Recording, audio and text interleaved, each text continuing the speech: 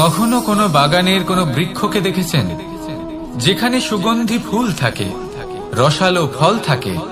তখন মন প্রফুল্ল হয়ে ওঠে, মন থেকে সেই বৃক্ষের প্রতি ভালোবাসা জন্মায়। কিন্তু যিনি বাগানের মালিক, শুধুমাত্র তিনিই জানেন যে কিভাবে এই বৃক্ষকে আগলে রাখতে হয়, কিভাবে তার পরিচর্যা করলে এতে সুন্দর সুগন্ধি ফুল হবে, রসালো ফল হবে। কখনো কখনো প্রয়োজনের থেকে বেশি রোদ পেলে এই বৃক্ষগুলি শুকিয়ে যায়, প্রয়োজনের থেকে কম রোদ পেলেও এই বৃক্ষ কিন্তু শুকিয়ে যায়। প্রয়োজনের থেকে কম জল যদি পায়, এই বৃক্ষ শুকিয়ে যেতে পারে। প্রয়োজনের থেকে অতিরিক্ত জল যদি পায়, তখনও এই বৃক্ষের শিকড়গুলি নষ্ট হয়ে যেতে পারে। এবার এটাই কিন্তু আমাদের সংসারের সাথেও হয়। আমাদের সংসারের সকল প্রতিভাশালী ব্যক্তি, যেমন লেখক, বিচারক, প্রবক্তা, যোদ্ধা, এদের সবার ক্ষেত্রে এই কথাটাই প্রযোজ্য। যদি বেশি প্রশংসা করা হয়, তাহলেও এরা হারিয়ে যাবেন। প্রয়োজনের থেকে বেশি যদি নিন্দা করা হয়, তখনও তারা নত হয়ে পড়বেন।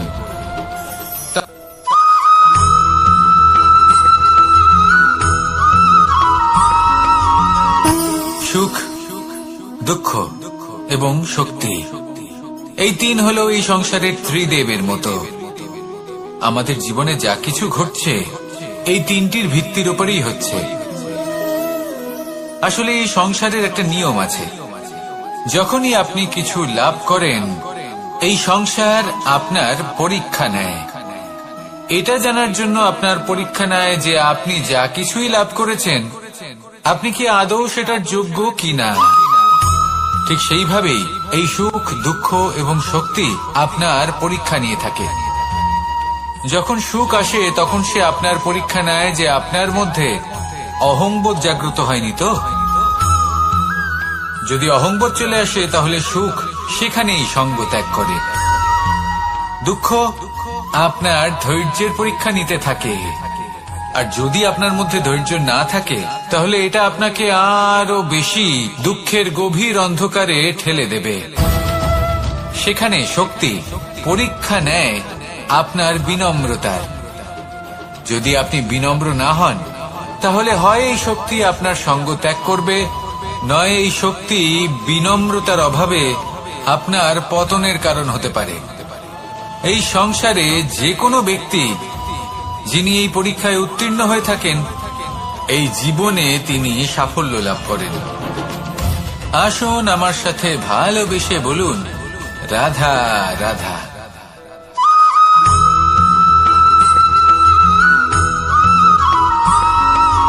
জীবনে যখন কোনো ব্যক্তি নিজের লক্ষ্য প্রাপ্তির জন্য নিরন্তর পরিশ্রম করতে থাকেন, চেষ্টা করতে থাকেন, তখন তিনি কষ্ট অনুভব করেন। কখনো শারীরিক কষ্ট, কখনো মানসিক কষ্ট। এবার উনি এটা ভাবতে থাকেন যে আমি কি উচিত করছি নাকি অনুচিত করছি। কারণ অন্যদিকে এমন একজন ব্যক্তিও আছেন যিনি একদমই পরিশ্রম, চেষ্টা করছেন না। তিনি মদিরা পান করেন, বিলাসিতায় জীবন কাটান, অলস প্রকৃতির হয়ে ওঠেন, নিদ্রাতে বিলীন হয়ে থাকেন আর ভাবেন যে তিনি সুখ লাভ করছেন। কিন্তু এরকম কেন হয়? কারণ যখন আমরা সৎ পথে থাকি, উচিত পথে চলি, লক্ষ্য প্রাপ্ত করার জন্য চেষ্টা করতে থাকি, তখন আমাদের ভেতরে থাকা নেতিবাচক শক্তি এবং পাপ এই দেহকে ত্যাগ করে দেয়। আর এই অনুভূতিটাই আমাদের দুঃখের অনুভূতি দেয়, কষ্ট দেয়। এবার সেখানে যদি আমরা কুপথে চলি, অনুচিত পথে চলতে থাকি, তাহলে আমাদের ভেতরে থাকা পুণ্য এবং ধনাত্মক শক্তি আমাদের দেহ ত্যাগ করে দেয়। আর এই অনুভূতির কারণেই আমরা সুখ অনুভব করি। কিন্তু কখনো ভাববেন যে এই সুখ বেশি সময় পর্যন্ত থাকে না। সেই জন্য সবসময় মনে রাখবেন, যদি আপনি জানেন যে এটাই আপনার লক্ষ্য, এটাই উচিত পথ, শুভ পথ, তাতে নিরন্তরভাবে এগিয়ে যেতে চেষ্টা করতে থাকুন। এই কষ্ট আপনাকে সুখের পরাকাষ্ঠায় কখন পৌঁছে দেবে তা আপনি জানতেই পারবেন না। আসুন আমার সাথে ভালোবেসে বলুন, রাধা রাধা।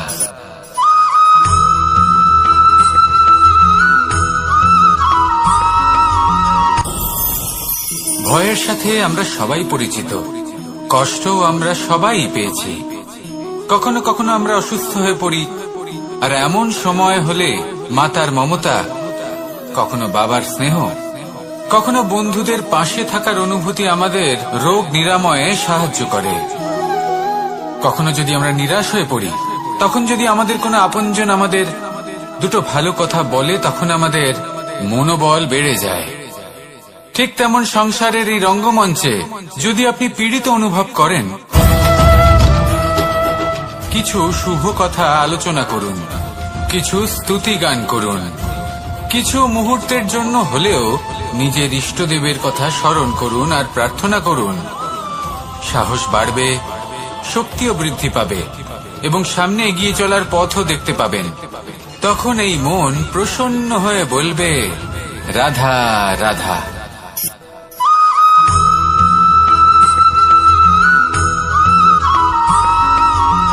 কথায় আছে যে এমন কোনো অক্ষর নেই যার দ্বারা কোনো মন্ত্র হয় না, এমন কোনো বনস্পতি নেই যা নিজেই একটা ঔষধি নয়, পৃথিবীর এমন কোনো ব্যক্তি নেই যার মধ্যে কোনো যোগ্যতা থাকে না। শুধু প্রয়োজন হলো যে ব্যক্তিকে আমরা খুঁজে চলেছি তাকে সঠিকভাবে চিনে নেওয়া। যদি তার যোগ্যতা, তার বিশেষত্ব আমরা বুঝতেই না পারি, তাহলে আর লাভ কি রইল? এই সংসারে এমন অনেক ব্যক্তি রয়েছেন যারা ছোট ছোট অসফলতার কারণে আপনাকে এটা বলে দেবে যে আপনি কোনো কাজের নন, আপনি হলেন মূর্খ, আপনি কিছুই করতে পারবেন না। এইসব কথায় কখনোই বিশ্বাস করবেন না, কারণ আপনি এবং প্রত্যেকটি জীব এই পরমাত্মা এবং এই প্রকৃতির সৃষ্টি, যা অত্যন্ত বিশেষ। যদি আপনাকে উদাহরণ দিই, তাহলে একদিকে আছে তরোয়াল, একটা বড় লম্বা তরোয়াল, যার দ্বারা যুদ্ধ করা যায়, জয়লাভ করা যায়। আর অন্যদিকে রয়েছে একটা ছোট্ট সূচ, কিন্তু যে কাজ একটা ছোট্ট সূচ করতে পারে তা একটা তরোয়াল দ্বারা সম্ভব নয়। এর অর্থ হলো এটাই যে প্রত্যেকটা রচনা অত্যন্ত অমূল্য এবং অত্যন্ত বিশেষ হয়। তাহলে বিশ্বাস রাখুন যে আপনি অত্যন্ত বিশেষ একজন, আর প্রেমের সাথে বলুন, রাধা রাধা।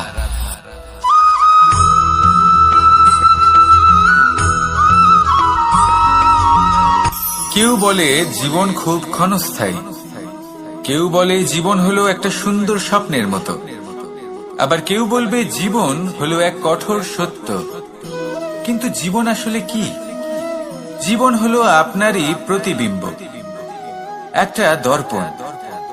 অর্থাৎ আপনি জীবনকে সেইভাবেই পাবেন যেরকম আপনি নিজেকে প্রতিপন্ন করবেন। যদি আপনি দর্পণের দিকে তাকিয়ে হাসেন, তাহলে আপনি সামনে হাসি মুখী দেখতে পাবেন। এবার যদি আপনি গম্ভীর হয়ে থাকেন, তাহলে আপনি একজন রুষ্ট ব্যক্তি দেখতে পাবেন। শেষে সবথেকে বেশি গুরুত্বপূর্ণ হলো আপনার চেষ্টা। আপনাকে সবসময় চেষ্টা করতে হবে যাতে আপনি নিজেকে প্রসন্ন এবং ইতিবাচক মনোভাবে রাখেন। এটা হলো আপনারই উত্তরদায়িত্ব, তাকে পালন করুন। এই মনকে প্রসন্ন রাখুন, এই সংসারকে সুন্দর বলে মনে হবে। আর এই মন প্রসন্ন হয়ে বলবে, রাধা রাধা।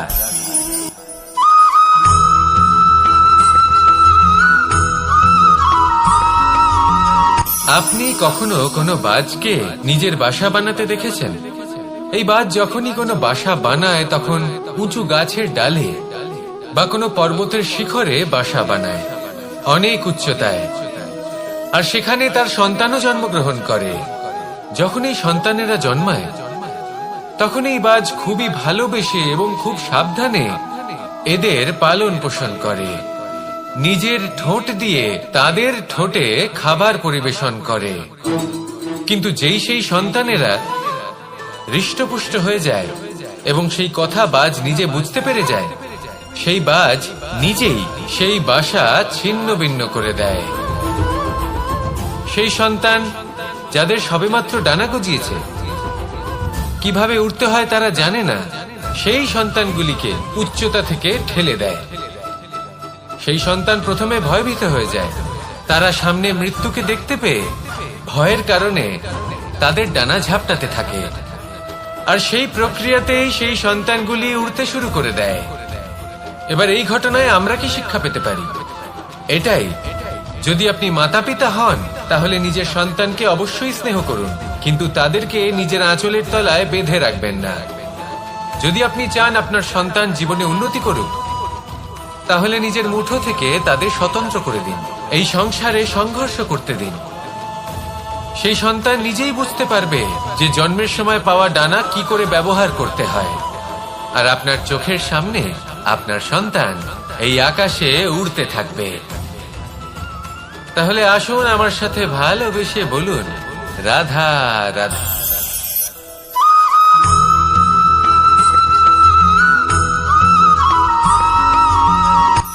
এই সংসারে সাফল্য লাভ করার জন্য জ্ঞানের প্রয়োজন হয়, পরিশ্রমের প্রয়োজন হয়, দৃঢ় নিষ্ঠার প্রয়োজন হয়, নিরন্তর চেষ্টা করা প্রয়োজনীয়।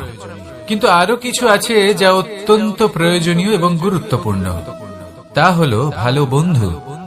তাদের থাকা অত্যন্ত প্রয়োজনীয়। যদি ভালো বন্ধু থাকে তাহলে সময় এলে তারা ঢাল হয়ে আপনাকে সুরক্ষা করবেন। সময় এলে অস্ত্রের মতো শত্রুকে সংহারও করবেন। যদি তিনি জ্ঞানী হন, তাদের মধ্যে সদ্গুণ থাকে, তাহলে এই সব গুণ আপনার মধ্যেও প্রবেশ করবে। তাহলে সাফল্যের জন্য ভালো বন্ধু পাওয়া অত্যন্ত প্রয়োজনীয়। কিন্তু শুধু বন্ধু কেন, ভালো শত্রুও থাকা প্রয়োজনীয়। এবার আপনি ভাববেন, আমি কি বললাম? যদি আপনার জীবনেও ভালো অর্থাৎ শক্তিশালী শত্রু থাকে, তাহলে আপনিও শক্তিশালী হতে থাকবেন। এই শত্রু আপনাকে প্রেরিত করবে আরো বেশি শক্তিশালী হয়ে ওঠার। কখনো কোনো হরিণকে দেখুন, তীব্র গতিতে দৌড়তে থাকে। কেন তীব্র গতিতে দৌড়য়? এই কারণে নয় যে কোথাও তার জন্য মধুর ঘাস অপেক্ষা করে রয়েছে, না। সে এই কারণে তীব্র গতিতে দৌড়য় কারণ সেটা না করলে তার পেছনে একটি সিংহ আছে যে ওকে নিজের ভোজন করে ফেলবে। তাই জীবনে বিপদ, সংকট, এই সবকিছুও হলো অত্যন্ত গুরুত্বপূর্ণ।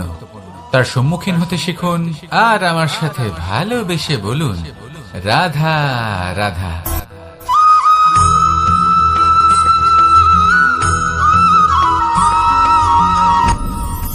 আপনি কি কখনো কোনো জলের ধারা দেখেছেন?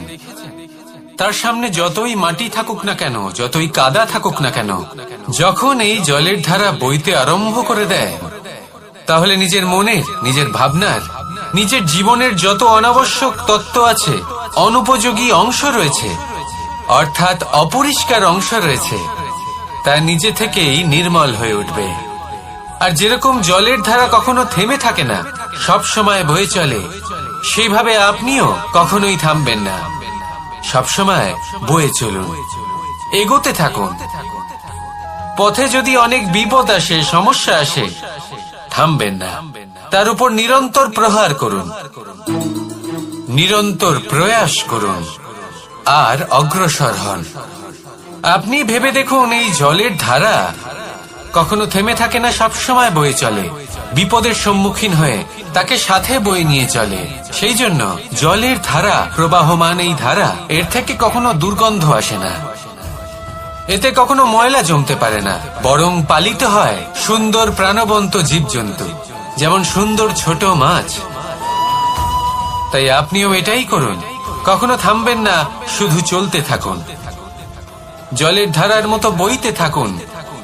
আপনি আপনার লক্ষ্য অবশ্যই খুঁজে পাবেন, আর তার সাথে নিজের অন্তরের যে মালিন্য রয়েছে তা আপনি নিজেই নিজের থেকে দূরে করে দেবেন। তাহলে আসুন আর আমার সাথে ভালোবেসে বলুন, রাধা রাধা।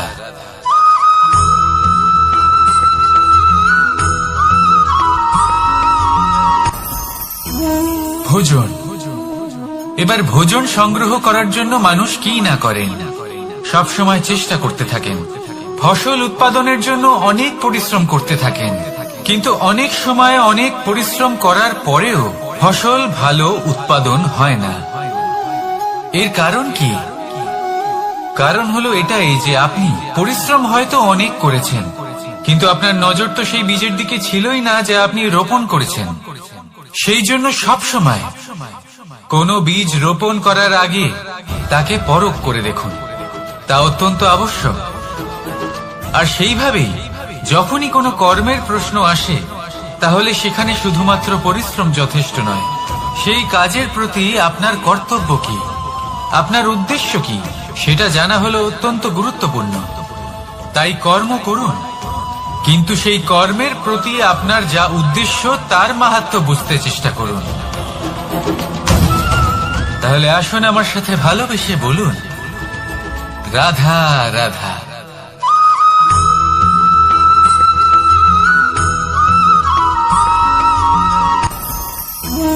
ভোজন। এবার ভোজন সংগ্রহ করার জন্য মানুষ কি না করেন, সব সময় চেষ্টা করতে থাকেন। ফসল উৎপাদনের জন্য অনেক পরিশ্রম করতে থাকেন, কিন্তু অনেক সময় অনেক পরিশ্রম করার পরেও ফসল ভালো উৎপাদন হয় না। এর কারণ কি? কারণ হলো এটাই যে আপনি পরিশ্রম হয়তো অনেক করেছেন, কিন্তু আপনার নজর তো সেই বীজের দিকে ছিলই না যা আপনি রোপণ করেছেন। সেই জন্য সব সময় কোনো বীজ রোপণ করার আগে তাকে পরখ করে দেখুন, তা অত্যন্ত আবশ্যক। আর সেইভাবেই যখনই কোনো কর্মের প্রশ্ন আসে, তাহলে সেখানে শুধুমাত্র পরিশ্রম যথেষ্ট নয়। সেই কাজের প্রতি আপনার কর্তব্য কি, আপনার উদ্দেশ্য কি, সেটা জানা হলো অত্যন্ত গুরুত্বপূর্ণ। তাই কর্ম করুন, কিন্তু সেই কর্মের প্রতি আপনার যা উদ্দেশ্য তার মাহাত্ম্য বুঝতে চেষ্টা করুন।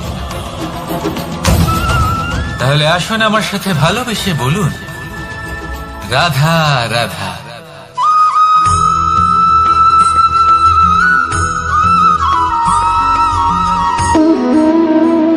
সম্পর্ক হলো আমাদের জীবনের একটি আধার।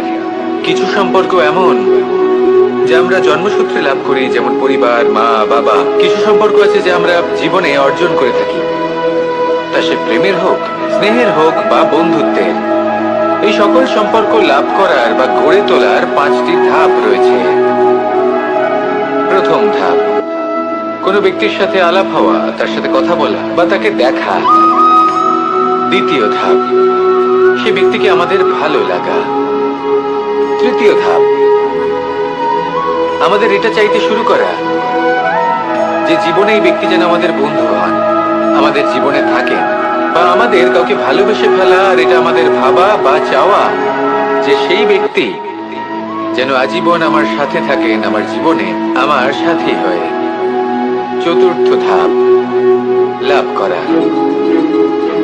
এবার এই ধাপটি অনেক মানুষের পক্ষেই খুবই সরল হয়, বড়ই সরল ভাবে নিজেদের সঙ্গীকে লাভ করে থাকেন। কিছু মানুষের জন্য এই ধাপ অত্যন্ত কঠিন হয়ে থাকে। অনেক প্রতিকূল পরিস্থিতির উপর জয়লাভ করে তারা সঙ্গীকে লাভ করেন, কিন্তু লাভ অবশ্যই করেন। এরপরে আসে পঞ্চম, অন্তিম এবং সব থেকে গুরুত্বপূর্ণ ধাপ। সেটা হলো সেই সম্পর্ক পালন করা। এটা হলো এমন এক বিষয় যা প্রত্যেক মানুষের শেখা উচিত। যদি ব্যক্তি নিজের জীবনে সম্পর্ক রক্ষা করতে শিখে যান, তবে প্রত্যেক সম্পর্ক তার জীবনকে স্বর্গ করে তুলবে। আসুন আর আমার সাথে ভালোবেসে বলুন, রাধা রাধা।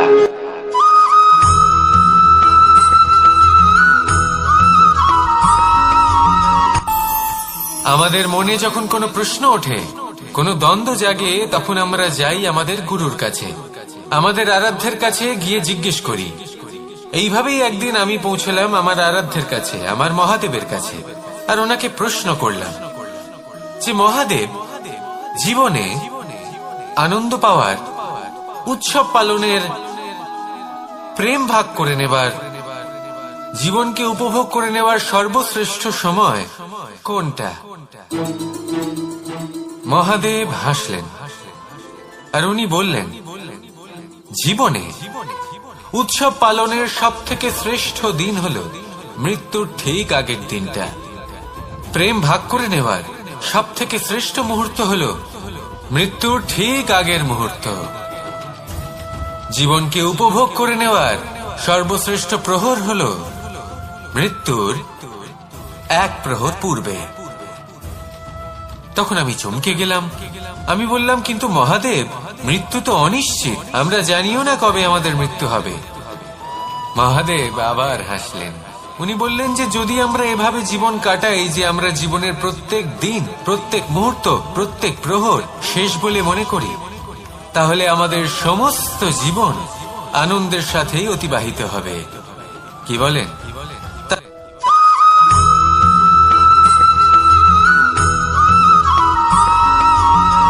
এই সংসারে কোনো বস্তু হোক বা ব্যক্তি হোক, তার একার গুরুত্ব কিন্তু খুব বেশি নয়। একটা উদাহরণ হিসেবে বৃষ্টির ফোঁটাকে ভেবে দেখুন। যদি একটি বৃষ্টির ফোঁটা হয় তাহলে তার খুব বেশি গুরুত্ব থাকে না, কিন্তু যখন সহস্র বৃষ্টির ফোঁটা মেঘের মধ্যে দিয়ে ঝরে পড়ে, তখন সেটা বর্ষার রূপ ধারণ করে। সেই বর্ষা যা এই প্রকৃতিকে শান্ত করে।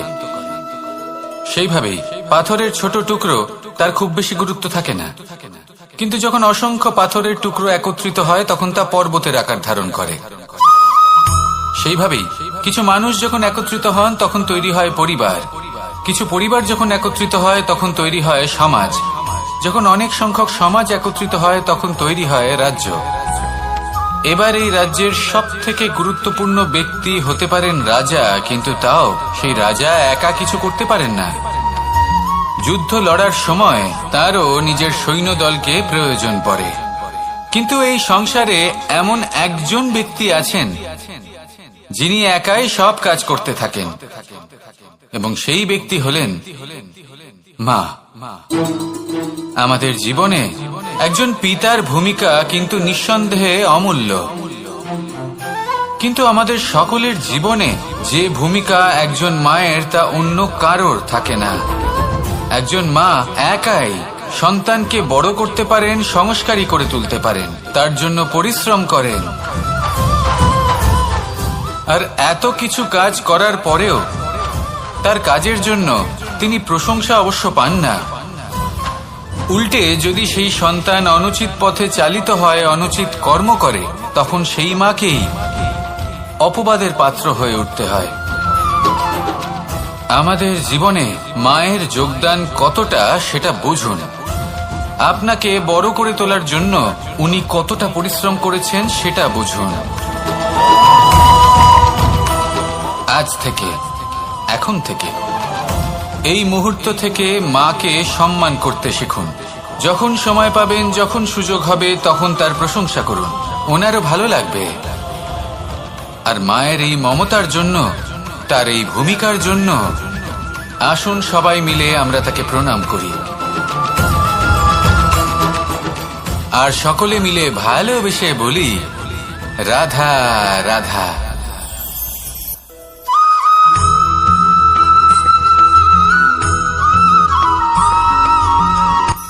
এই সংসারে সাফল্য লাভ করার জন্য জ্ঞানের প্রয়োজন হয়, পরিশ্রমের প্রয়োজন হয়, দৃঢ় নিষ্ঠার প্রয়োজন হয়, নিরন্তর চেষ্টা করা প্রয়োজনীয়।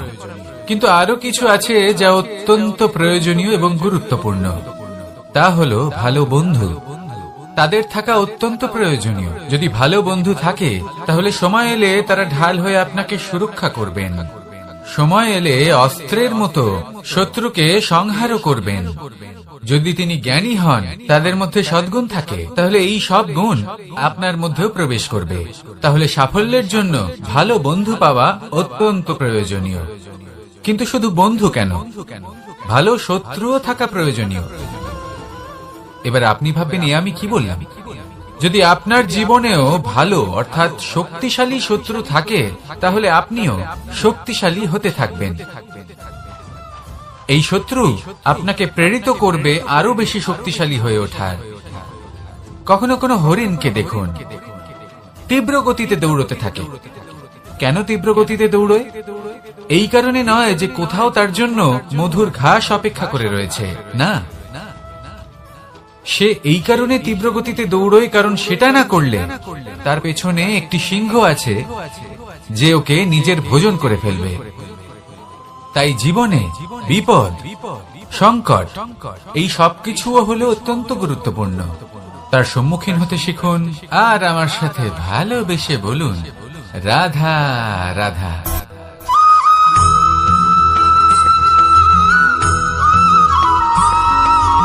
কথায় আছে, প্রত্যেক পুত্র তার পিতার প্রতিচ্ছবি হয়। আর সমস্ত প্রতিচ্ছবি চায় যেন সে তার অস্তিত্ব প্রাপ্ত করতে পারে। পুত্র চায় সে যেন তার পিতার মতো হয় বা কখনো কখনো তার থেকেও শ্রেষ্ঠ হয়। সেটা কোনো অনুচিত ব্যাপার নয়।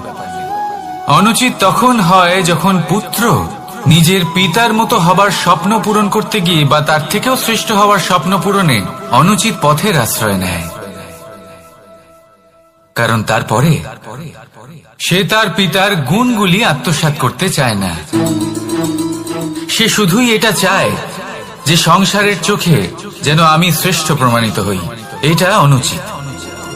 সংসারে এমন অনেক মানুষ আছেন যারা এই কারণে শ্রেষ্ঠ হওয়ার চেষ্টা করেন যাতে তার পরিবারের তার পিতার সম্মান বৃদ্ধি পায়।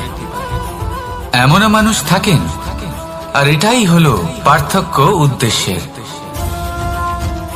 মনে রাখবেন, যদি আপনার উদ্দেশ্য শুভ হয় তাহলে পথও শুভ হবে, যদি আপনার উদ্দেশ্য অশুভ হয় তাহলে পথও অশুভ হবে।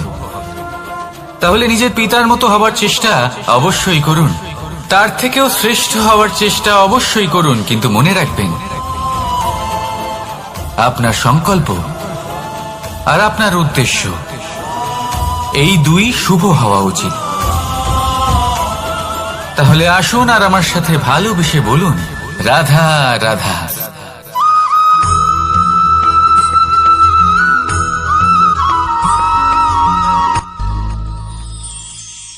শিশিরের বিন্দু পাতার ওপর পড়ে আর তার গায়ে লেগে থাকে।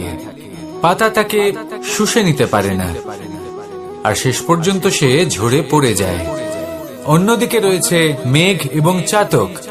এদের মধ্যে অনেক দূরত্ব থাকে। মেঘ থাকে আকাশে আর চাতক থাকে ধরিত্রীতে। কিন্তু যখন এই মেঘ থেকে বৃষ্টি ঝরে পড়ে, এই চাতক কিন্তু সেই জলই পান করে, নয়তো সে তৃষ্ণার্ত থেকে যায়। এবার অন্যদিকে দেখলাম শিশির বিন্দু আর পাতার এই সম্পর্ক। এরা খুব কাছাকাছি থাকে, ঘনিষ্ঠও থাকে। অন্যদিকে রয়েছে মেঘ এবং চাতকের সম্পর্ক, যাদের মধ্যে অনেক দূরত্ব থাকা সত্ত্বেও তারা খুব ঘনিষ্ঠ, তাই না? এই সারমর্ম খুব সরল। এই নৈকট্য, এই দূরত্ব, তা আপনার সম্পর্কে প্রভাব কিছুতেই ফেলতে পারে না। এই নৈকট্য, এই দূরত্ব, এইসব হলো শুধুমাত্র মনের ব্যাপার। কখনো আপনি অনুভব করেছেন আপনি কারোর থেকে অনেক অনেক দূরে আছেন, অনেক দূরে আছেন, তাও সেই ব্যক্তির প্রতি আপনি টান অনুভব করেন। সেখানে আপনি কারোর সাথে প্রত্যেক দিন অতিবাহিত করেন, সমস্ত জীবন অতিবাহিত করেন, সব থেকে বেশি সময় তার সাথে অতিবাহিত করেন, তাও তার প্রতি সেই টান অনুভব করেন না। এই সংকেত হলো মনের দূরত্বের। তাহলে মনের এই দূরত্ব দূর করুন আর আমার সাথে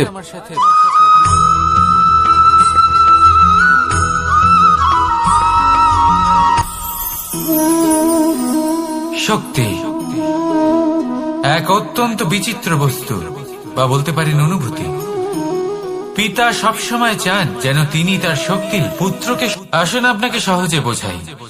যদি আপনি সুপাত্র হন আর আপনাকে শক্তি দেওয়া হয়, তাহলে আপনি সেই শক্তির গুরুত্ব বুঝবেন, কোথায় সেই শক্তি প্রয়োগ করা উচিত সেটা বুঝবেন।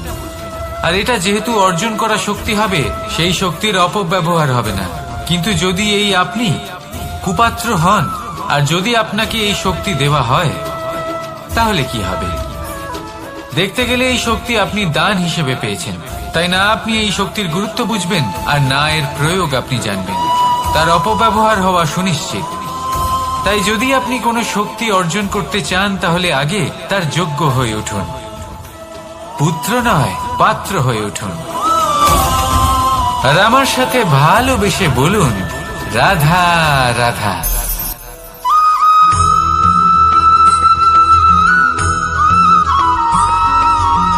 ভালো, শুধু ওনাদের কঠোর ব্যবহার দেখলে আমরা একটু ভয় পেয়ে যাই।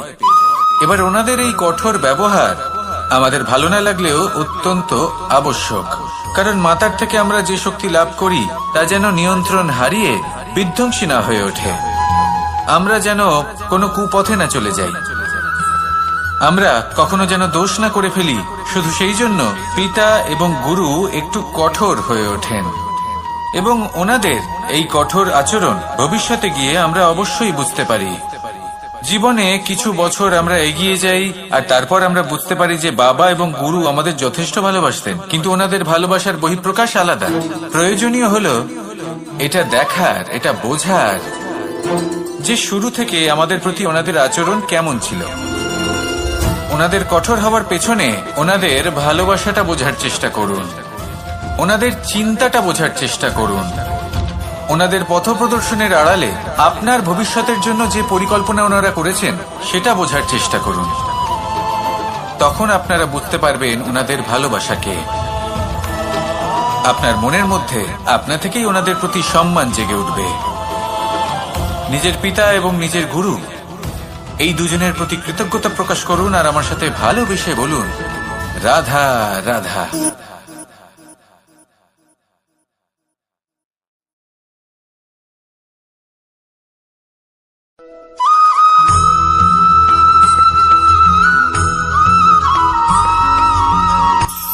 কখনো কোনো বাগানের কোনো বৃক্ষকে দেখেছেন যেখানে সুগন্ধি ফুল থাকে, রসালো ফল থাকে?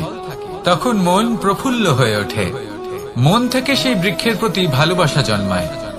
কিন্তু যিনি বাগানের মালিক, শুধুমাত্র তিনিই জানেন যে কিভাবে এই বৃক্ষকে আগলে রাখতে হয়, কিভাবে তার পরিচর্যা করলে এতে সুন্দর সুগন্ধি ফুল হবে, রসালো ফল হবে।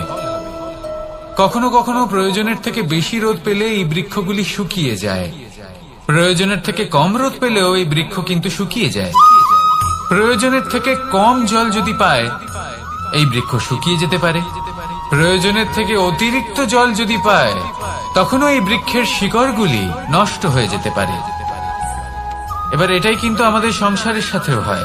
আমাদের সংসারের সকল প্রতিভাশালী ব্যক্তি, যেমন লেখক, বিচারক, প্রবক্তা, যোদ্ধা, এদের সবার ক্ষেত্রে এই কথাটাই প্রযোজ্য।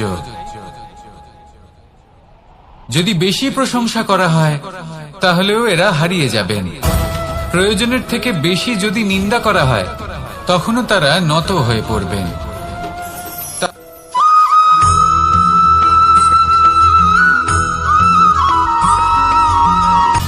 সময়, জীবন, কাল। দেখতে গেলে এই তিনটি শব্দ একটি শব্দেরই সমার্থক শব্দ মনে হয়, কিন্তু এই শব্দগুলির অর্থ কি সমান? কখনোই নয়। হ্যাঁ, এই সময় চলতে থাকে, জীবন চলতে থাকে, কালচক্র চলতে থাকে। এই সময় কেটে যায়, কিন্তু এই জীবন একে যাপন করতে হয়। কি বলেন?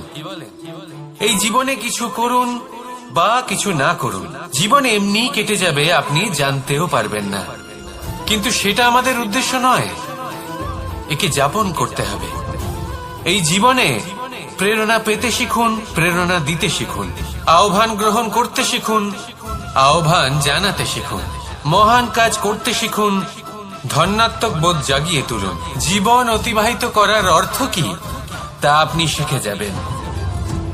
কারণ সময় কেটে যায়, সমস্ত যুগ কেটে যায়, কিন্তু জীবনের রীতি জীবন কাটিয়ে দেওয়া নয়, জীবন যাপন করা। এই জীবন সম্পূর্ণরূপে অনুভব করতে হবে, নতুন পথ বানাতে হবে। এবারে যদি এই জীবন বাঁচার সময় একবার ভেবে দেখুন, যদি মনে প্রেম থাকে, সদ্ভাবনা থাকে, তাহলে কি হবে? এই জীবনকে বাঁচার অনুভূতিটাই অন্যরকম হয়ে যাবে, একটা আনন্দময় অনুভূতি লাভ করবেন। তাহলে এটাই করুন আর আমার সাথে ভালোবেসে বলুন, রাধা রাধা।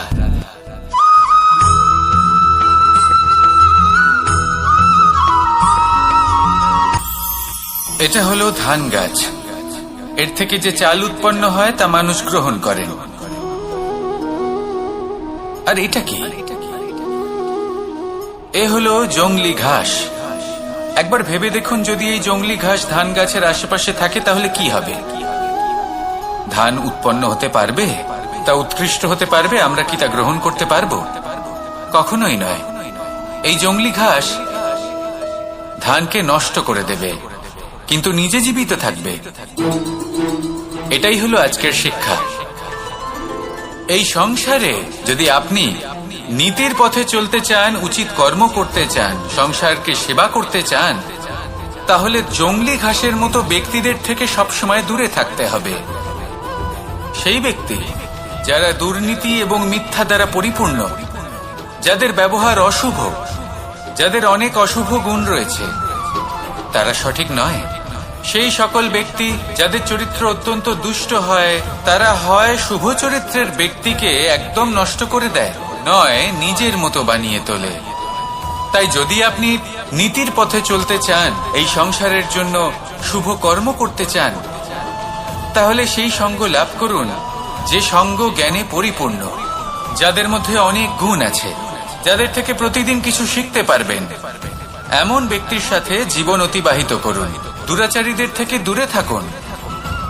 তবেই এই মন প্রসন্ন হয়ে বলবে, রাধা রাধা।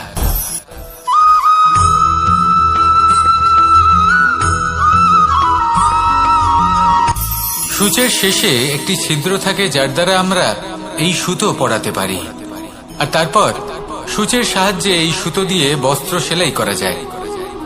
কিন্তু যদি সুতোটা সোজা করে ধরা না হয়, তাহলে সূচে কখনো এই সুতো পরানোই সম্ভব নয়। যদি এতে কোনো গিঁট পড়ে, তখন তা কখনোই এই ছিদ্র দ্বারা প্রবেশ করা সম্ভব নয়। ঠিক এইভাবেই যদি আপনি কারোর জীবনে প্রবেশ করতে চান, কারোর অন্তরে প্রবেশ করতে চান, তাহলে আপনাকেও সহজ থাকতে হবে।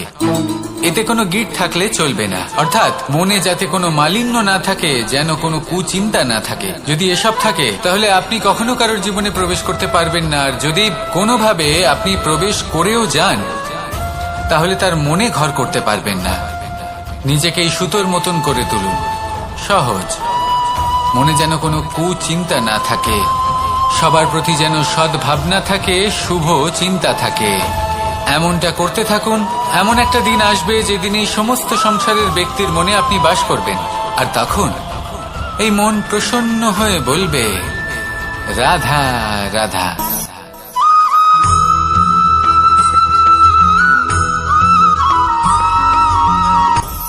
আপনি কখনো পর্বতের শিখরে উঠেছেন? আপনি দেখতে পাবেন পর্বতের পদতলে প্রচুর সুন্দর ফুল রয়েছে, সবুজ বনানী রয়েছে। যত আপনি ওপরে উঠতে থাকবেন, তত ফুল কমতে থাকবে, সবুজ বনানী কমতে থাকবে। আরো কিছুটা ওপরে উঠলে কাঁটা জাতীয় গাছ দেখতে পাবেন, শুকনো গাছ দেখতে পাবেন। আরো যদি ওপরে ওঠেন, তাহলে পাষাণ দেখতে পাবেন। আরো উপরে উঠলে হিমখণ্ড দেখতে পাবেন। এই যে পর্বত, তা মনুষ্য জীবনের সব থেকে উত্তম উদাহরণ। মানুষ যখন সাফল্যের শিখরে পৌঁছতে চান, মহানুভবতার শিখরে পৌঁছতে চান, পথে যত আস্তে আস্তে উপরে উঠতে থাকেন, ততই ভৌতিক বস্তু তার থেকে বিচ্ছিন্ন হতে থাকে। যদি তিনি সেই ভৌতিক বস্তুগুলি ত্যাগ না করতে পারেন, তাহলে কখনোই সেই স্থানে পৌঁছতে পারবেন না। আর মানুষ যদি উচিত ত্যাগ করতে পারেন, পথে অগ্রসর হতে থাকেন, এগোতে থাকেন, তাহলে একদিন না একদিন তিনি মহানুভবতার, জ্ঞানের, সাফল্যের হিমের স্বাদ অবশ্যই লাভ করবেন। মনে রাখবেন, মানব জীবনে ত্যাগ হলো অত্যন্ত গুরুত্বপূর্ণ অংশ। আসুন আমার সাথে ভালোবেসে বলুন, রাধা রাধা।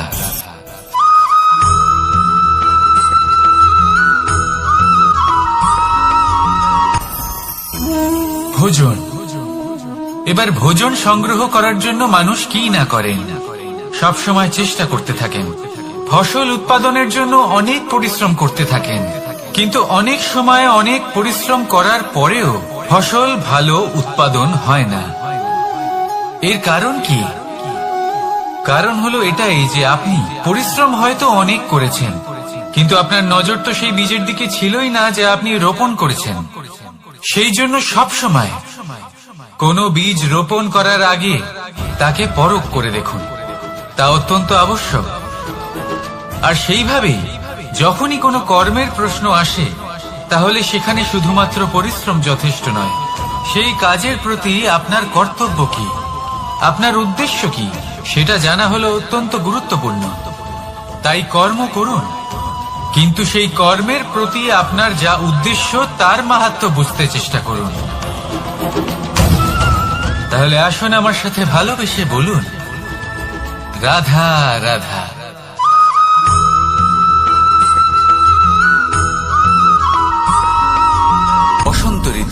এই সময় মন আনন্দে ভরে থাকে। এমন মনে হয় যেন আমরা আকাশে বিচরণ করতে চলে যাই, কিন্তু সেটা তো সম্ভব নয়। সেই জন্য হয়তো আমরা ঘুড়ি ওড়াই, এই ঘুড়িকে নিজেদের প্রতিরূপ মনে করে। এবার অনেক মানুষ আছেন যারা ঘুড়ি ওড়ান, কিন্তু এই কর্মের সারমর্ম কি সেটা কজন বুঝতে পারেন? আপনি এটা মনে করুন যে আপনি হলেন সেই ঘুড়ি, আর এই সুতো যিনি ধরে রয়েছেন তিনি হলেন পরমাত্মা। আর এই সুতো যেখান থেকে শুরু হয় সেই লাটাই হলো আমাদের কর্মচক্র। এবার আপনি নিজেই অনুমান করুন যে এই উড়ান কার ওপর নির্ভরশীল? পরমাত্মার ওপর আর আপনার কর্মের ওপর। যদি পরমাত্মা আপনার হাত ধরে থাকেন, আপনার সাথে থাকেন, যদি আপনি শুভ কর্ম করতে থাকেন, আপনি এই আকাশে উড়তে থাকবেন। কিন্তু কোথাও যদি পরমাত্মার সাথে এই বন্ধন ছিন্ন হয়, আপনার কর্মচক্র খারাপ হয়ে যায় বা থেমে যায়, তাহলে আপনার এই ঘুড়ি কেটে যাবে আর দূরে কোনো গাছের ডালে গিয়ে আটকে যাবে। তাই শুধুমাত্র ঘুড়ি ওড়াবেন না, তার থেকে শিখুন, পরমাত্মার সাহচর্যে থাকুন, সবসময় শুভ কর্ম করতে থাকুন আর সবসময় এই আকাশে উড়তে থাকুন। আসুন আর আমার সাথে ভালোবেসে বলুন, রাধা।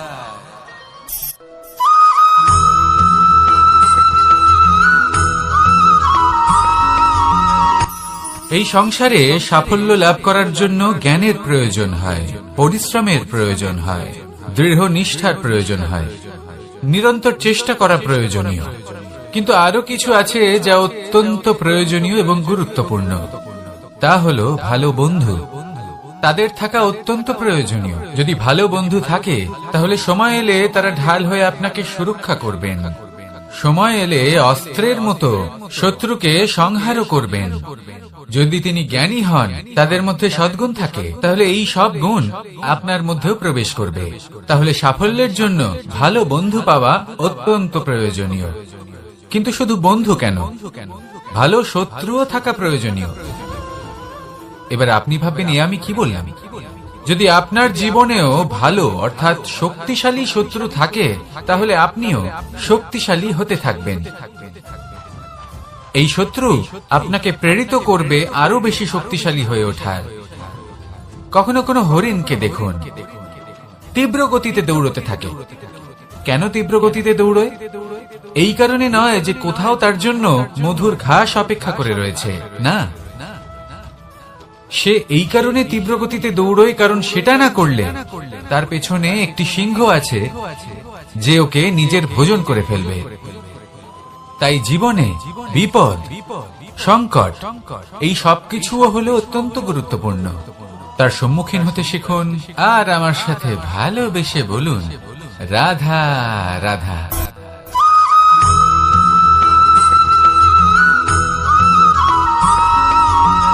ভালো, শুধু ওনাদের কঠোর ব্যবহার দেখলে আমরা একটু ভয় পেয়ে যাই। এবার ওনাদের এই কঠোর ব্যবহার আমাদের ভালো না লাগলেও অত্যন্ত আবশ্যক, কারণ মাতার থেকে আমরা যে শক্তি লাভ করি তা যেন নিয়ন্ত্রণ হারিয়ে বিধ্বংসী না হয়ে ওঠে। আমরা যেন কোনো কুপথে না চলে যাই, আমরা কখনো যেন দোষ না করে ফেলি। শুধু সেই জন্য পিতা এবং গুরু একটু কঠোর হয়ে ওঠেন, এবং ওনাদের এই কঠোর আচরণ ভবিষ্যতে গিয়ে আমরা অবশ্যই বুঝতে পারি। জীবনে কিছু বছর আমরা এগিয়ে যাই আর তারপর আমরা বুঝতে পারি যে বাবা এবং গুরু আমাদের যথেষ্ট ভালোবাসতেন, কিন্তু ওনাদের ভালোবাসার বহিঃপ্রকাশ আলাদা। প্রয়োজনীয় হলো এটা দেখার, এটা বোঝার যে শুরু থেকে আমাদের প্রতি ওনাদের আচরণ কেমন ছিল। ওনাদের কঠোর হওয়ার পেছনে ওনাদের ভালোবাসাটা বোঝার চেষ্টা করুন, ওনাদের চিন্তাটা বোঝার চেষ্টা করুন, ওনাদের পথপ্রদর্শনের আড়ালে আপনার ভবিষ্যতের জন্য যে পরিকল্পনা ওনারা করেছেন সেটা বোঝার চেষ্টা করুন। তখন আপনারা বুঝতে পারবেন ওনাদের ভালোবাসাকে। আপনার মনের মধ্যে আপনা থেকেই ওনাদের প্রতি সম্মান জেগে উঠবে। নিজের পিতা এবং নিজের গুরু এই দুজনের প্রতি কৃতজ্ঞতা প্রকাশ করুন আর আমার সাথে ভালোবেসে বলুন, রাধা রাধা।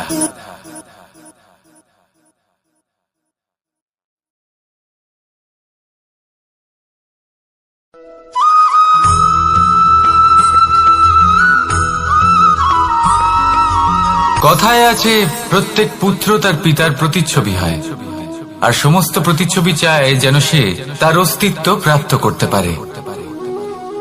পুত্র চায় সে যেন তার পিতার মতো হয়, বা কখনো কখনো তার থেকেও শ্রেষ্ঠ হয়। সেটা কোনো অনুচিত ব্যাপার নয়। অনুচিত তখন হয় যখন পুত্র নিজের পিতার মতো হবার স্বপ্ন পূরণ করতে গিয়ে বা তার থেকেও শ্রেষ্ঠ হওয়ার স্বপ্ন পূরণে অনুচিত পথের আশ্রয় নেয়। কারণ তারপরে সে তার পিতার গুণগুলি আত্মসাৎ করতে চায় না। সে শুধুই এটা চায় যে সংসারের চোখে যেন আমি শ্রেষ্ঠ প্রমাণিত হই। এটা অনুচিত। সংসারে এমন অনেক মানুষ আছেন যারা এই কারণে শ্রেষ্ঠ হওয়ার চেষ্টা করেন যাতে তার পরিবারের তার পিতার সম্মান বৃদ্ধি পায়। এমনও মানুষ থাকেন, আর এটাই হলো পার্থক্য উদ্দেশ্যের। মনে রাখবেন, যদি আপনার উদ্দেশ্য শুভ হয় তাহলে পথও শুভ হবে, যদি আপনার উদ্দেশ্য অশুভ হয় তাহলে পথও অশুভ হবে। তাহলে নিজের পিতার মতো হবার চেষ্টা অবশ্যই করুন, তার থেকেও শ্রেষ্ঠ হওয়ার চেষ্টা অবশ্যই করুন, কিন্তু মনে রাখবেন আপনার সংকল্প আর আপনার উদ্দেশ্য এই দুই শুভ হওয়া উচিত। তাহলে আসুন আর আমার সাথে ভালোবেসে বলুন, রাধা রাধা।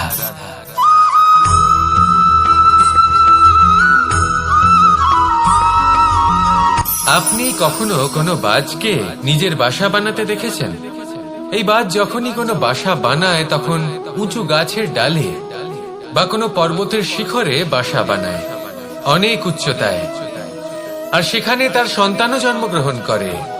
যখন এই সন্তানেরা জন্মায় তখন এই বাজ খুবই ভালোবেসে এবং খুব সাবধানে এদের পালন পোষণ করে। নিজের ঠোঁট দিয়ে তাদের ঠোঁটে খাবার পরিবেশন করে। কিন্তু যেই সেই সন্তানেরা হৃষ্টপুষ্ট হয়ে যায় এবং সেই কথা বাজ নিজে বুঝতে পেরে যায়, সেই বাজ নিজেই সেই বাসা ছিন্ন ভিন্ন করে দেয়। সেই সন্তান যাদের সবেমাত্র ডানা গজিয়েছে, কিভাবে উঠতে হয় তারা জানে না, সেই সন্তানগুলিকে উচ্চতা থেকে ঠেলে দেয়। সেই সন্তান প্রথমে ভয়ভীত হয়ে যায়। তারা সামনে মৃত্যুকে দেখতে পেয়ে ভয়ের কারণে তাদের ডানা ঝাপটাতে থাকে, আর সেই প্রক্রিয়াতেই সেই সন্তানগুলি উড়তে শুরু করে দেয়। এবার এই ঘটনায় আমরা কি শিক্ষা পেতে পারি? এটাই, যদি আপনি মাতা পিতা হন তাহলে নিজের সন্তানকে অবশ্যই স্নেহ করুন, কিন্তু তাদেরকে নিজের আঁচলের তলায় বেঁধে রাখবেন না। যদি আপনি চান আপনার সন্তান জীবনে উন্নতি করুক, তাহলে নিজের মুঠো থেকে তাদের স্বতন্ত্র করে দিন, এই সংসারে সংঘর্ষ করতে দিন। সেই সন্তান নিজেই বুঝতে পারবে যে জন্মের সময় পাওয়া ডানা কি করে ব্যবহার করতে হয়। আর আপনার চোখের সামনে আপনার সন্তান এই আকাশে উড়তে থাকবে। তাহলে আসুন আমার সাথে ভালোবেসে বলুন, রাধা রাধা।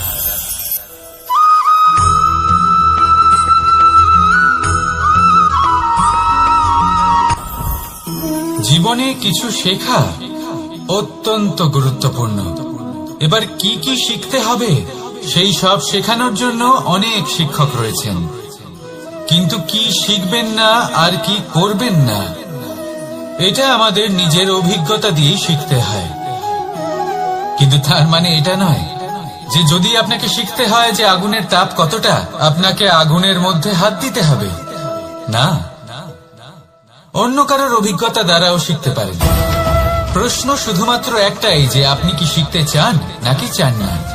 যদি আপনি এটাই ভাবেন যে আমি শুধুই নিজের অভিজ্ঞতা দ্বারাই শিখতে চাই, তাহলে জীবনকাল ছোট মনে হবে, অনেক কিছুই শিখতে পারবেন না।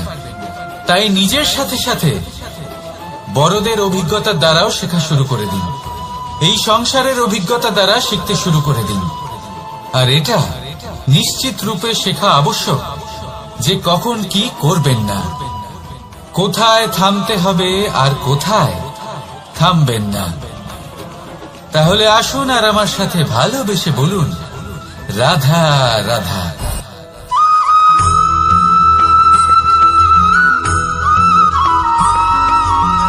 এই সংসারে সব থেকে বেশি কোমল বস্তু হলো রেশম।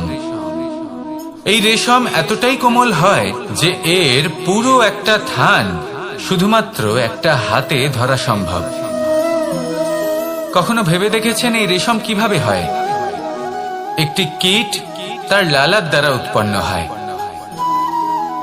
এই কীট সেই রেশমকে পাক দিতে থাকে, পাক দিতেই থাকে আর আস্তে আস্তে তার মধ্যেই জড়িয়ে পড়ে।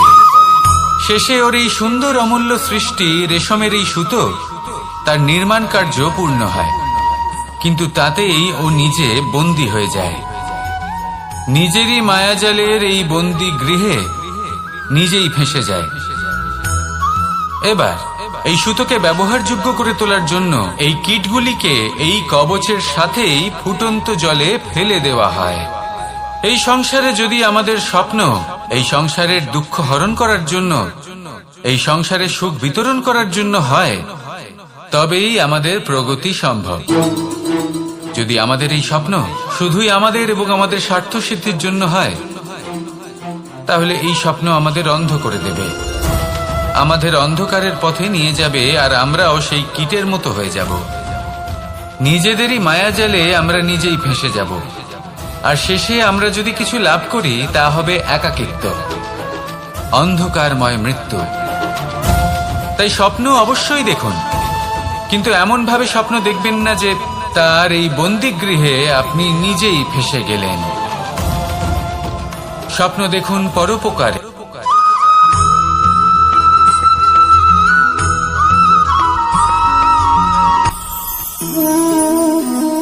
শক্তি এক অত্যন্ত বিচিত্র বস্তু, বা বলতে পারেন অনুভূতি।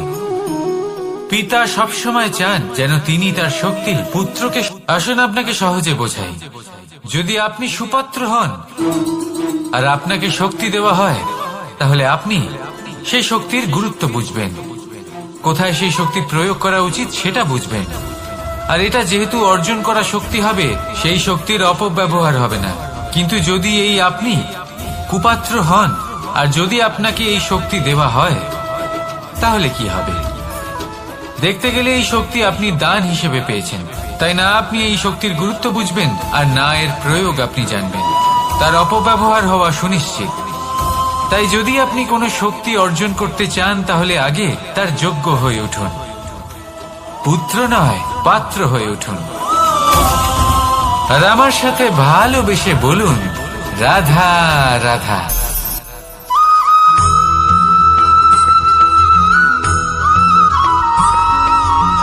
এই সংসারে প্রত্যেক মানুষ এটাই চান যে তিনি যেন ধনবান হন, আর্থিক অবস্থা তার ভালো থাকে, ওনার বাড়িতে লক্ষ্মীর আগমন হয়। কিন্তু সেটা হবে কি করে, সেটাই হলো প্রশ্ন। কেউ বলেন যে যদি পরিশ্রম করো তাহলে ধন অর্জন সম্ভব, কেউ বলেন যে যদি বিদ্যা লাভ হয় তবেই ধন অর্জন সম্ভব, কেউ বলেন যে যদি বলশালী হও তবেই সম্পন্ন থাকবে। ভালো কথা, যদি তাই হয়ে থাকে, তবে দিনমজুর সারা দিন পরিশ্রম করেন, তিনি কেন ধনী হন না? অনেকজন বিদ্বান মানুষ আছেন এই সংসারে, তারা কেন ধনবান হন না? অনেক সংখ্যক বলশালী ব্যক্তি আছেন, তাদের কাছে ধন নেই কেন? তাদের কেন ধনের অভাব হয়? আবার এমনও কিছু মানুষ আছেন যারা পরিশ্রম করেন, তারা দিনমজুর, কিন্তু তারা ধন অর্জন করতে পারেন। কিছু বিদ্বান ব্যক্তি আছেন যাদের কাছে অধিক মাত্রায় ধন রয়েছে, কয়েকজন বলশালী ব্যক্তি রয়েছেন যাদের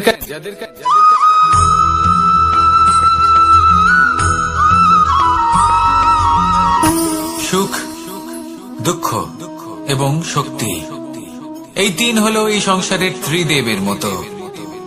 আমাদের জীবনে যা কিছু ঘটছে এই তিনটির ভিত্তির উপরেই হচ্ছে। আসলে এই সংসারের একটা নিয়ম আছে, যখনই আপনি কিছু লাভ করেন, এই সংসার আপনার পরীক্ষা নেয়। এটা জানার জন্য আপনার পরীক্ষা নেয় যে আপনি যা কিছুই লাভ করেছেন, আপনি কি আদৌ সেটার যোগ্য কিনা।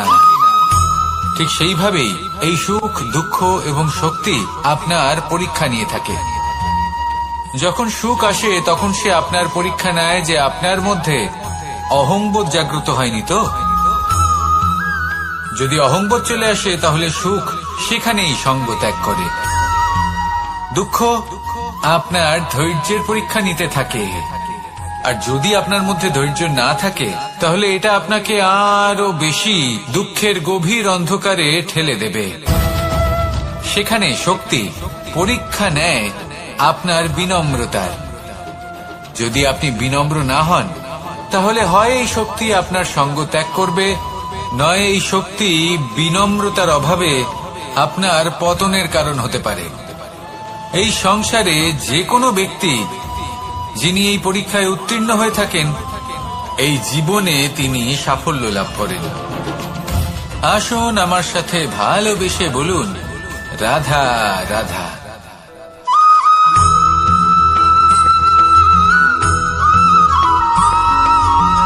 পঞ্চতত্ত্বের মধ্যে দ্বিতীয় তত্ত্ব হল ধরণী, ভূমি, যাকে আমরা ধরণী মাতা বলি। এই ধরণী ধৈর্য ধারণ করে, আর এর ওপরেই আমাদের সমগ্র সংসার নির্ভরশীল। কারণ এই ভূমি সহ্য ক্ষমতা রাখে, এর সহ্য ক্ষমতা হল অপরিসীম। সন্তান যতই আঘাত প্রদান করুক না কেন, প্রেম পূর্বক সহ্য করে, আর তার বদলে অমূল্য রত্ন প্রদান করে। সন্তান যদি হাল চালায় তাহলে তার বদলে তাকে অন্ন প্রদান করে।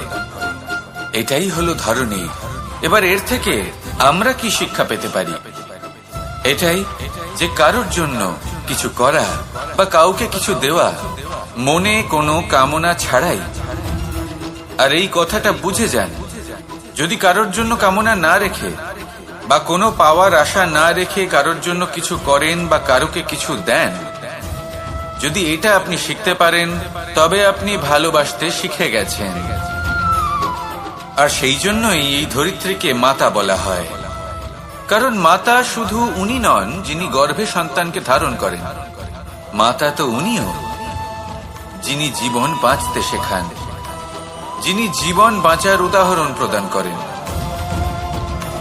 তাহলে ধরণীর থেকে এই নিঃস্বার্থ ভাব শিখুন, নিঃস্বার্থ ভালোবাসা শিখুন, আর এই ভালোবাসার সাথেই বলুন, রাধা রাধা।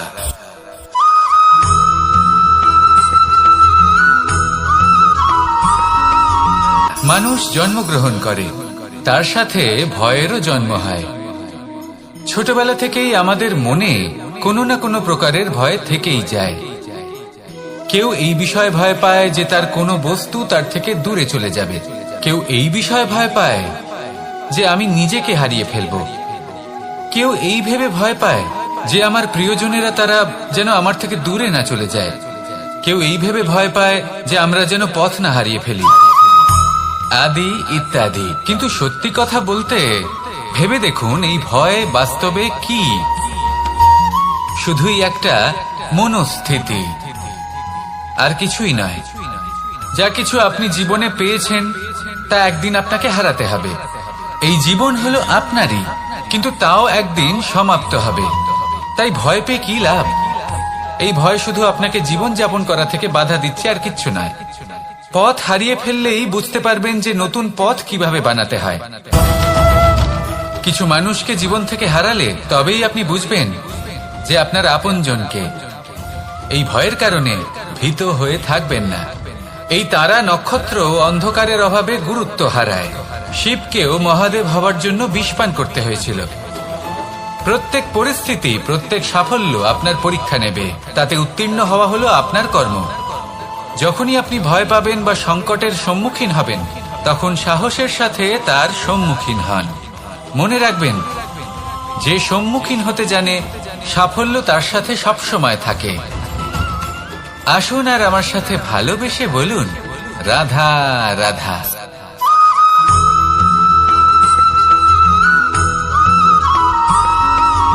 জীবনে অগ্রসর হওয়ার জন্য আমাদের কাকে প্রয়োজন হয়? মাতা পিতা, বন্ধু, প্রেম, সাহায্য, অর্থ, পরিশ্রম, আশা। ভিন্ন ভিন্ন মানুষ ভিন্ন ভিন্ন বিকল্প চয়ন করে। যদি আমি আপনাকে বলি, তাহলে জয় আর পরাজয়ের মন্ত্র দুটো শব্দের উপর নির্ভর করে, মেনে নেওয়া আর দৃঢ় হওয়া। যদি মেনে নেন তাহলে হেরে যাবেন, যদি দৃঢ় হন তাহলে নিশ্চিত রূপে জয়ী হবেন। যদি কখনো আপনি ক্লান্ত হয়ে ওঠেন, আপনি দুঃখী হন, পুরোপুরি ভেঙে পড়েছেন, তখন মেনে নেবেন না যে আপনি ভেঙে পড়েছেন, নয়তো হেরে যাবেন। তখন উল্টে স্থির করবেন যে যাই হয়ে যাক না কেন, আমি জয়ী হবই। আর আপনি দেখবেন যে জয় নিশ্চিত রূপে আপনার কাছেই আসবে। তাহলে এই কথা মনে রাখবেন আর আমার সাথে ভালোবেসে বলবেন, রাধা রাধা।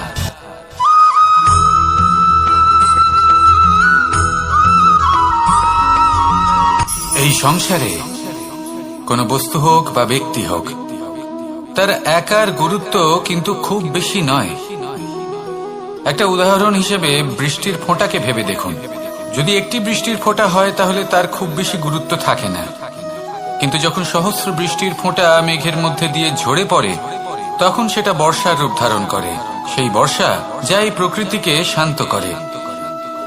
সেইভাবেই পাথরের ছোট টুকরো, তার খুব বেশি গুরুত্ব থাকে না, কিন্তু যখন অসংখ্য পাথরের টুকরো একত্রিত হয় তখন তা পর্বতের আকার ধারণ করে। সেইভাবেই কিছু মানুষ যখন একত্রিত হন তখন তৈরি হয় পরিবার, কিছু পরিবার যখন একত্রিত হয় তখন তৈরি হয় সমাজ, যখন অনেক সংখ্যক সমাজ একত্রিত হয় তখন তৈরি হয় রাজ্য। এবার এই রাজ্যের সব থেকে গুরুত্বপূর্ণ ব্যক্তি হতে পারেন রাজা, কিন্তু তাও সেই রাজা একা কিছু করতে পারেন না। যুদ্ধ লড়ার সময় তারও নিজের সৈন্যদলকে প্রয়োজন পড়ে। কিন্তু এই সংসারে এমন একজন ব্যক্তি আছেন যিনি একাই সব কাজ করতে থাকেন, এবং সেই ব্যক্তি হলেন মা। আমাদের জীবনে একজন পিতার ভূমিকা কিন্তু নিঃসন্দেহে অমূল্য, কিন্তু আমাদের সকলের জীবনে যে ভূমিকা একজন মায়ের তা অন্য কারোর থাকে না। একজন মা একাই সন্তানকে বড় করতে পারেন, সংস্কারী করে তুলতে পারেন, তার জন্য পরিশ্রম করেন। আর এত কিছু কাজ করার পরেও তার কাজের জন্য তিনি প্রশংসা অবশ্য পান না। উল্টে যদি সেই সন্তান অনুচিত পথে চালিত হয়, অনুচিত কর্ম করে, তখন সেই মাকেই অপবাদের পাত্র হয়ে উঠতে হয়। আমাদের জীবনে মায়ের যোগদান কতটা সেটা বুঝুন। আপনাকে বড় করে তোলার জন্য উনি কতটা পরিশ্রম করেছেন সেটা বুঝুন। আজ থেকে, এখন থেকে, এই মুহূর্ত থেকে মাকে সম্মান করতে শিখুন। যখন সময় পাবেন, যখন সুযোগ হবে, তখন তার প্রশংসা করুন, ওনারও ভালো লাগবে। আর মায়ের এই মমতার জন্য, তার এই ভূমিকার জন্য আসুন সবাই মিলে আমরা তাকে প্রণাম করি, আর সকলে মিলে ভালোবেসে বলি, রাধা রাধা।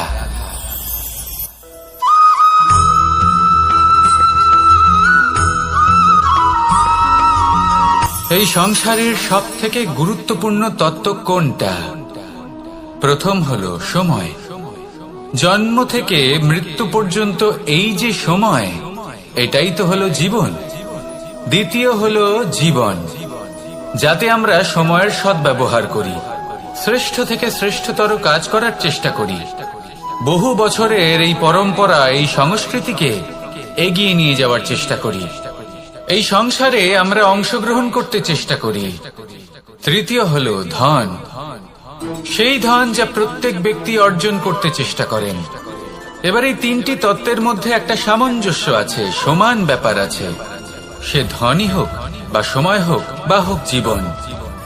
আর সেই সমান ব্যাপার হলো যে যদি আপনি এটা গণনা করতে থাকেন তাহলে তা কমতে থাকে, যদি আপনি এটা ব্যবহার করেন তাহলে তা বাড়তে থাকে।